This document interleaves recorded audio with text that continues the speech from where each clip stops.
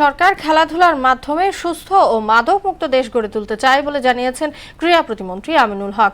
দুপুরে এফডিসিতে আন্তর্জাতিক যুব দিবস উপলক্ষে আয়োজিত বিতর্ক প্রতিযোগিতায় এসব কথা বলেন তিনি।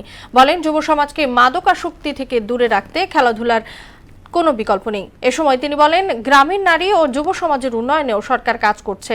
দেশের তরুণদের দক্ষ ও আত্মনির্ভরশীল করে গড়ে তুলতে খেলাধুলার পাশাপাশি বিভিন্ন কর্মমুখী উদ্যোগ নেওয়া হচ্ছে বলেও জানান তিনি। যুব সমাজকে দক্ষ করতে পারি সেই বিষয় নিয়ে ইতিমধ্যে আমাদের একটি বেসিক যে ট্রেনিং টেকনোলজি রয়েছে সেখানে আমরা প্রায় ৯,৬০০ জনকে আমরা সেই ট্রেনিং গুলো দিচ্ছি।